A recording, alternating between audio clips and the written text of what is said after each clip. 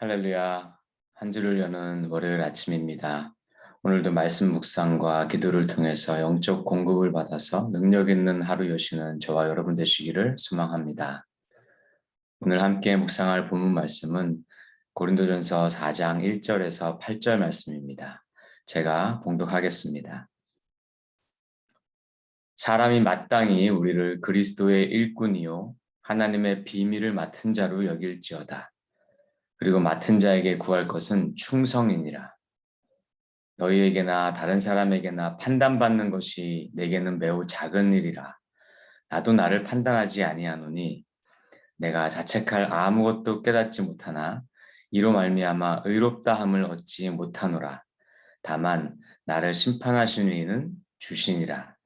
그러므로 때가 이르기 전 곧 주께서 오시기까지 아무것도 판단하지 말라. 그가 어둠에 감추인 것들을 드러내고 마음의 뜻을 나타내시리니 그때에 각 사람에게 하나님으로부터 칭찬이 있으리라. 형제들아, 내가 너희를 위하여 이 일에 나와 아볼로를 들어서 본을 보였으니 이는 너희로 하여금 기록된 말씀 밖으로 넘어가지 말라 한 것을 우리에게서 배워 서로 대적하여 교만한 마음을 가지지 말게 하려 함이라. 누가 너를 남달리 구별하였느냐? 내게 있는 것 중에 받지 아니한 것이 무엇이냐? 내가 받았은즉 어찌하여 받지 아니한 것 같이 자랑하느냐? 너희가 이미 배부르며 이미 풍성하며 우리 없이도 왕이 되었도다. 우리가 너희와 함께 왕 노릇하기 위하여 참으로 너희가 왕이 되기를 원하노라.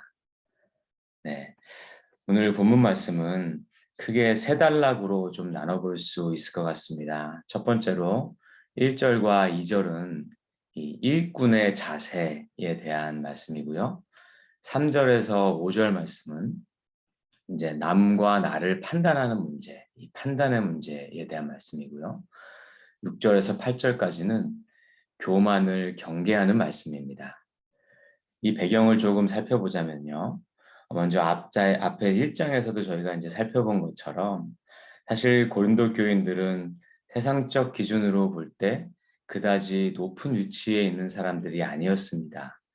그럼에도 불구하고 하나님은 이들을 교회로 또 일꾼으로 불러주셨던 겁니다. 또 그들이 여러 가지 문제점들 갖고 있었잖아요. 그것들을 볼 때 그들은 영적으로도 그렇게 성숙하지 않은 사람들이었습니다. 그래서 바울은 그들을 너희가 아직 젖먹이다라고 질책하기도 했던 겁니다. 그런데 문제는 그들 스스로는 마치 자기들이 굉장히 영적으로 높은 수준에 있는 것인 양 생각했다는 것입니다. 그러다 보니까 서로가 자기가 더 옳다고 생각하고 자기 기준에 맞지 않으면 다른 사람들을 판단하고 이렇게 됐던 겁니다. 그들이 이렇게 영적으로 자고하게 된 배경을 여러 신학자들은 그들에게 성령의 은사가 있었기 때문이다라고 보기도 합니다. 사실 이제 뒤에 12장에 보면은 바울이 많은 종류의 성령의 은사들을 말씀하죠. 이런 은사들을 고린도 교인들도 갖고 있었던 겁니다. 그런데 문제는 이러한 성령의 은사가 오히려 그들을 영적인 교만에 빠지게 만든 것이 된 것이죠. 하나님께서 성령의 은사를 교회에게 주시는 것은 공동체의 덕을 세우고 그리스도의 지체 가운데 서로 위로하고 세워주기 위함입니다. 다시 말해서 은사는요, 철저히 공동체의 유익을 위해서 하나님께서 주시는 것입니다. 그런데 이것을 마치 개인이 영적으로 성숙해서 받은 것처럼 고린도 교인들은 그렇게 오해했기 때문에 그들이 영적인 교만에 빠지게 된 것입니다. 이런 배경을 좀 이해하시고 본문을 같이 살펴보도록 하겠습니다. 먼저 1절과 2절에 보면 바울 자신과 고린도 교인들 모두가 그리스도의 일꾼이요 하나님의 비밀을 맡은 자들이라고 말씀합니다. 저는 여기서 하나님의 비밀을 맡은 자다라는 표현이 참 좋은 것 같습니다. 사랑하는 성도 여러분, 우리들이 아는 이 하나님에 대한 지혜들은요, 원래 다 비밀스럽게 감추어졌던 것들이었습니다. 창조와 타락의 문제, 또 십자가와 구원의 문제, 또 주님께서 다시 오셔서 완성할 하나님의 나라와 같은 것들은요, 다 감추어진 비밀들입니다. 세상은 스스로 이것들을 생각할 수도 또 알아갈 수도 없는 비밀인 거예요. 그런데 주께서 우리를 택하셔서 불러주심으로 우리가 이런 하나님의 일들을 깨닫고 아는 자들이 되었습니다. 이제 우리들은 이렇게 깨달은 진리의 증인으로 살아야 하는 것입니다. 그것이 이 지혜를 맡은 자들의 사명이라고 바울은 말하고 있는 것입니다. 계속해서 바울은요, 맡은 자에게 구할 것은 충성이다라고 말합니다. 충성의 이 원어적 뜻은요, 믿음직하다, 또 신뢰할 수 있다, 진실되다, 이런 표현입니다. 특히 이제 한문의 충성 충자는 여러분 잘 아시는 바대로 이 가운데 중자에 마음 심자를 쓰죠. 그래서 마음의 중심을 다한다 이런 뜻입니다. 참 좋은 뜻입니다. 그리고 사실 저희들 모두 인생 살면서 진짜로 충성된 자들이 누구인지 한두 번씩 보고 경험해 보았습니다. 누가 진짜 충성된 자인지 우리는 시간이 지나면 알게 되는 것 같아요. 어떤 사람들은요, 잠시 동안은 충성된 것처럼 보이는 사람들도 있어요. 그런데 나중에 보면은 그 사람이 충성된 사람이 아니었던 것을 알게 되기도 합니다. 왜냐하면 그 사람이 다른 마음이 있었던 거죠. 두 마음이 있었던 것입니다. 이런 사람들을 우리는 충성된 사람이라고 말하지 않습니다. 그렇습니다. 진실로 충성된 사람은 그 마음이 진실된 사람입니다. 그 사람을 정말 신뢰할 수 있는 사람입니다. 그것이 그 사람의 마음이 진실되기 때문에 그렇습니다. 그것이 충성이고 그것이 우리를 일꾼으로 불러주신 예수 그리스도께서 우리에게 원하시는 바입니다. 우리 모두가 주님 앞에서 진실되고 충성된 자들 되시기를 소망합니다. 다음으로 3절에서 5절 말씀에서요. 바울은 이 판단하는 문제를 들고 나옵니다. 자, 고린도 교인들은요. 서로 판단하고 자기가 맞다고 싸웠다고 말씀드렸죠. 그런데 3절에 보니까 그들이 비단 자기들끼리만 판단한 것이 아니라 이 바울조차 판단했던 거예요. 바울도 판단했던 겁니다, 이들은. 참 안타깝습니다. 이에 대해서 바울은 3절에 이렇게 얘기합니다. 너희에게 판단받는 것을 내가 중하게 생각하지 않는다. 라고 말이죠. 그리고 그 이유가 나 자신도 나 스스로를 판단하지 않기 때문이다. 라고 말합니다. 그리고 이어서 4절에서는요. 내 스스로 나는 양심에 거리끼지 않지만 나는 그것이 내가 의롭다는 것은 아니다. 왜냐하면 나를 판단하실 분은 오직 주님 한 분이시기 때문이다.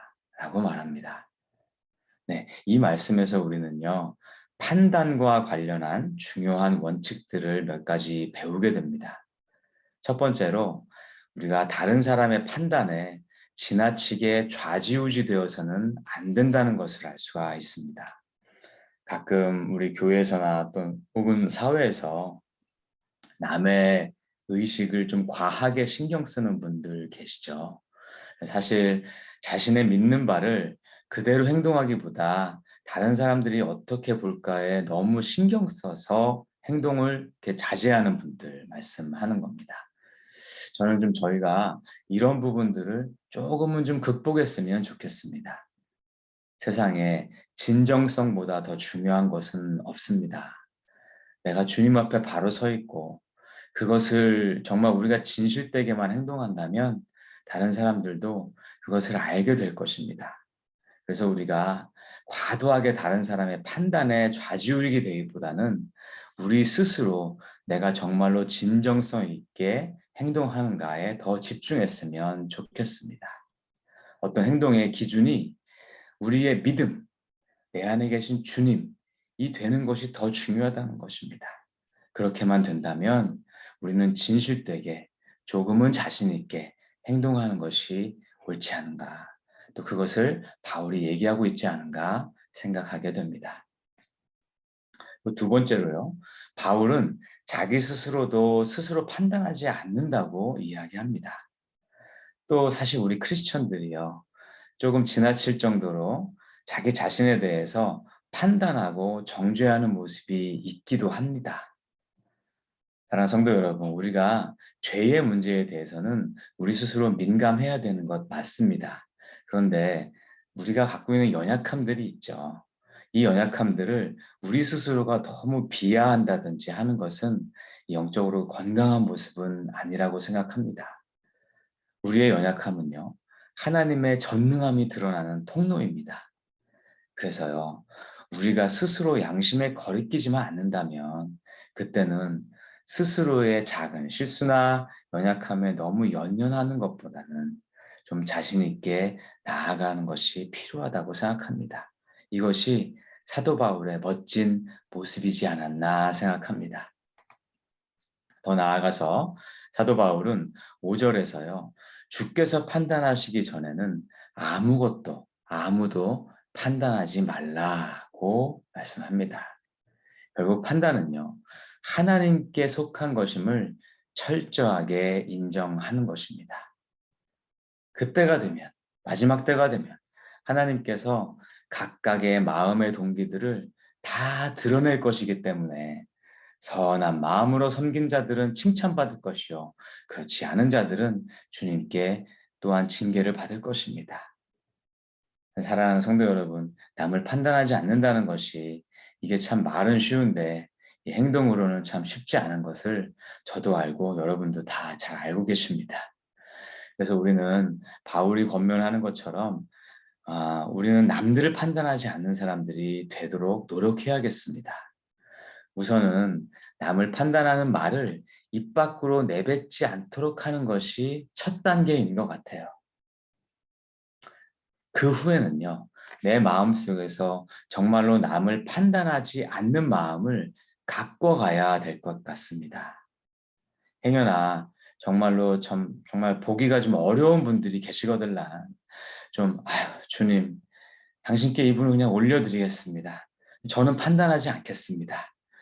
이러한 사람들이 되는 저와 여러분 되기를 정말 소망합니다. 사실요, 이 말씀이요, 더 무서운 말씀이에요. 왜냐면요, 그분의 숨은 동기까지 하나님은 다 아시지 않습니까? 그 하나님께 그분의 판단을 유보한다는 거잖아요. 내가 판단하지 않는다는 거잖아요. 그래서요, 제가 판단을 유보하는 것이 제가 일방적으로 용서한다는 뜻이 아닙니다. 하나님의 공의를 믿는다는 것입니다. 다만 그 판단이 내게 속한 것이 아님을 내가 인정하는 것입니다. 그렇게 할 때 공동체가 살고 또 나의 영적 성숙이 임할 줄로 믿습니다. 마지막으로 6절에서 8절 말씀에서 바울은요, 고린도 교인들에게 이렇게 말씀합니다. 너희가 지금 갖고 있는 것 중에서 하나님께 받지 아니한 것이 하나라도 있느냐? 없습니다. 고린도 교인들도 이것을 잘 알고 있어요. 그런데 바울은 이렇게 얘기하는 거죠. 그런데 왜 마치 원래 너희 것이었던 것처럼 그렇게 자랑하느냐라고 말입니다. 사랑하는 성도 여러분, 이 말씀은 오늘 우리에게도 그대로 적용되는 말씀이라고 생각합니다. 우리도 한번 돌아봅시다. 우리가 누리고 있는 삶, 생명, 또 우리가 일하는 일터, 삶의 기본적인 의식주들, 삶을 윤택하게 해주는 어떤 문화생활들, 우리가 쓸 수 있는 재정, 심지어 하나님을 섬길 수 있는 재능, 또 헌신의 마음, 이 모든 것들도 다 우리를 지으시고 우리에게 공급해 주시는 하나님께로 온 것입니다. 우리는 그저 그것들 중에 일부를 하나님께 다시 돌려드리는 것뿐이에요. 그런데 우리 마음에는 마치 이것들이 원래 내 것인 양 하는 마음들이 사실 조금 있기도 합니다. 이건요, 제가 저희 아이들 봐도 알겠더라고요. 저랑 제 아내가 이 장을 볼 때 이 아이들이 좋아하는 간식거리들을 이렇게 사요. 이게 둘째 아이가 좋아하는 거, 셋째 아이가 좋아하는 게 다르거든요. 이것들을 사랑하는 마음들로 이게 사게 되죠. 그리고 그 값은요, 제가 다 지불했어요. 사실 엄밀히 말하면 다 제 거예요. 그리고 냉장고에 잘 이렇게 보관하죠. 그럼 이제 아이들이 냉장고 열어보고 이거 딱 보고 느껴요. 그러면 오늘 이거 샀네? 그리고 대박! 뭐 이래요. 그리고 이제 며칠이 지나요. 그러면 그것들에 대한 소유권을 얘네들이 주장하기 시작합니다. 분명히 제가 계산했지 않습니까? 그럼 제 거잖아요. 근데 제가 그중에 하나를 먹어요. 그러면 우리 아이들이 그래요. 이거 누가 먹었어? 아빠지? 아니 나한테 얘기하고 먹어야 될 거 아니야? 이럽니다. 그러면 제가 이거 보면은 이런 걸 경험할 때마다 하나님 마음을 좀 알 것 같더라고요. 나도 지금 하나님께 우리 아이들하고 똑같이 이렇게 행동하고 있구나. 이거 다 하나님이 주신 건데 내 것인 양 행동하는구나. 이렇게 느낄 때가 있어요. 그렇습니다. 우리 하나님 앞에서 우리가 어떻게 겸손할 수 있겠습니까? 오늘 바울이 그 비결을 얘기하는 것 같아요. 우리가 누리고 사는 것이 모든 것이 하나님이 주신 거라는 것을 철저하게 우리가 매일매일 고백하면서 사는 거예요. 그러면 도대체 우리가 뭘 자랑할 수 있겠습니까? 이것이 바울이 고린도 교인들을 권면하고 있는 말씀입니다. 8절에 보면 바울이 조금 시니컬하게 얘기해요. 그래, 이미 너희가 왕이 되었구나. 우리가 없어도 너희가 왕이구나. 나도 좀 너희랑 왕 노릇하게 너희가 진짜 왕이 됐으면 좋겠다. 이런 얘기를 하고 있는 거예요. 사실 약간 질타하는 그런 얘기인 겁니다. 네, 사랑하는 성도 여러분. 진짜 왕이 아닌데 왕 노릇하는 존재가 있죠. 누굽니까? 네, 사탄입니다. 사탄은요, 예수님을 광야에서 시험할 때 마치 자기가 진짜 왕인 것처럼 예수님을 시험했어요. 그래서 이 세상 모든 권세가 다 내게 넘어왔으니 네가 내게 절하면 내가 이것을 모든 것을 내게 주겠다. 이렇게 시험했지 않습니까? 물론 진짜 왕이신 예수님께서 이 시험에 넘어가실 일이 없죠. 이처럼 왕이 아닌데 왕 노릇하는 것은요. 사탄이 하는 행동이에요. 그래서 우리 가운데 왕이 아닌데 행여나 자기가 왕 노릇하는 사람이 있습니까? 그 사람은 사탄을 따르는 자인 거예요. 그래서 우리는 하나님 앞에서 겸손해야 됩니다. 사탄이 가장 쉽게 자주 반복해서 하는 무기는요. 교만인 거예요. 그래서 교만은 패망의 선봉이요. 넘어짐의 앞잡이인 것입니다. 사랑하는 성도 여러분, 여러분에게 가진 것이 많으십니까? 하나님께 감사하십시오.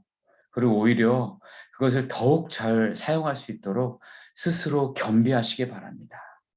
예수님도요, 10달란트 주신 종에게는요, 10달란트를 기대하셨지 않습니까? 많이 가진 것은요, 더 무거운 책임감이 따르는 거예요. 사랑하는 성도 여러분, 만일 여러분이 가진 것이 남보다 좀 적다고 느껴지십니까? 낙심하지 마시기 바랍니다. 우리는요, 받은 만큼 최선만 다하면 주께서는 동일한 칭찬으로 우리를 칭찬해 주실 거예요. 모든 것은 주님께로 온 것입니다. 그것을 진실되게, 충성되게, 겸손하게 주님 위해서 사용하는 바울 닮은 그러한 귀한 AKPC 성도님들 되시기를 주님의 이름으로 축복합니다. 우리 함께 기도하시겠습니다. 사랑의 주님, 부족한 저희를 일꾼 삼아 주시고 하나님의 비밀을 담당하는 자로 불러주심에 감사드립니다. 주께서 베푸시는 은혜를 저희가 항상 기억하면서 겸손하게 낮아짐으로 당신께서 베푸신 것을 충성되게 사용하는 그러한 주의 백성들 되게 주님께서 저희를 이끌어 주시옵소서.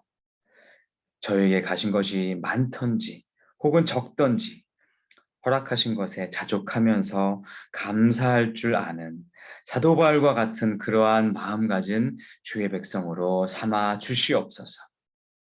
감사드리며 존귀하신 예수 그리스도 이름으로 기도하옵나이다. 아멘. 네, 기도 제목 함께 나누겠습니다. 먼저 우리 주신 말씀 생각하면서요. 나는 주님 앞에 어떤 일꾼인지 한번 돌아보았으면 좋겠어요.